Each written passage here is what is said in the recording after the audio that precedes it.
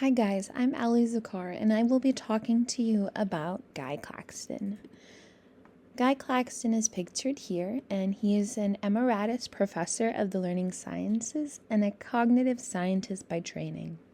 He was born on June 20th, 1947 in London, United Kingdom, and he lives now in Totnes, Devon, England, pictured here. Now, in his early life, he describes his time at his secondary school in Worcester as being an average or poor to average student, where his academics were okay, but he was not a leader and not very good at sports. He had a man called Michael Scherer, who was his chemistry teacher, and inspired Guy to like chemistry. Michael taught him A-level chemistry, which was all through discovery, discussion, and exploration. Through this, Guy loved chemistry and was all set to become a chemistry teacher. He was accepted to study chemistry at Cambridge for 2 years, and among those other studies he had at that time were physiology, cell biology, mathematics, and in his second year, psychology. At the end of the year exams, chemistry was no longer his passion, but rather psychology, so he gave up his ambitions to become a chemistry teacher and switched to psychology. He obtained his PhD in psychology from Oxford, and later remembered Michael Scherer and his experience with education, and he became interested, so he started attending education seminars. When he finished his doctorate, he was looking for jobs at the time and was accepted to a part-time job at the Institute of Education in London, teaching psychology. During this time, he had a shift from straight down the line experimental cognitive thinking to a more holistic approach. Learn the process of learning, especially in experimental or emotional learning that he did through individual therapy and group meetings.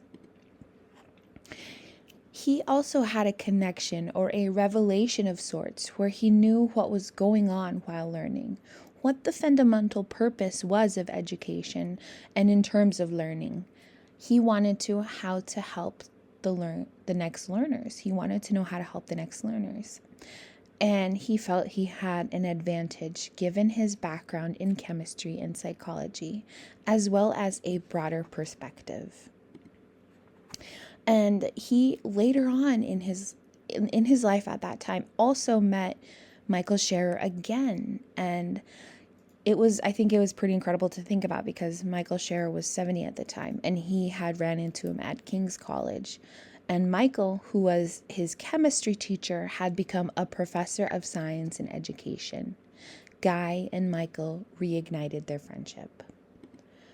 And it was all throughout his experiences from his life at that point that birthed the learning power approach. This idea that the purpose of education is to prepare people to retain their inquisitiveness. Guy Claxton said that himself. And the idea that learning itself is a craft that people can develop. So Graham Powell invited Guy to work with TLO Limited and created Building Learning Power. And it had developmental ideas that turned them into more practical ones for teachers.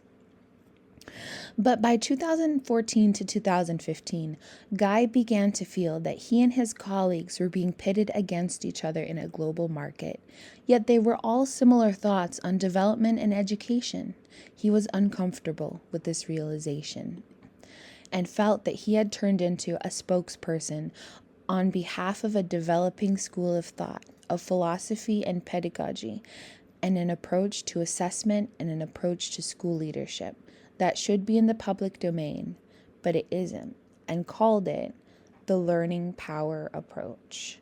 He developed this with 4 other colleagues, and what it is a culmination of global efforts for teacher resources, and it involves research from classrooms, districts, and schools all across the world with ideas and methods that they use in their classrooms and what can possibly work in ours at home.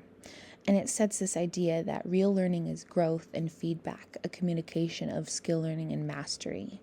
And I think it's important to know that to have those realistic approaches on growth, and that it is desirable, challenging, and possible, a process.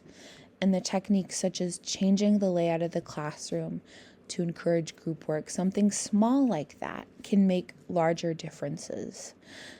To remind ourselves to be present, be flexible, and be fluid in order to develop intuition and a toolkit that we can use. To take pride in progress monitoring and keep in mind of the synergy in the school. Now, these are all backed by case studies supporting these, and the practices of the learning power approach come from individual studies of either schools, districts, or even individual classes, each having a contribution that can possibly work in our schools. And I find it a very familiar idea. Maybe it's because I come from a rural multi-grade school, but I find it a familiar approach that we are now trying to grasp in rural Alaska. So thank you so much for sticking around, and thank you for your time.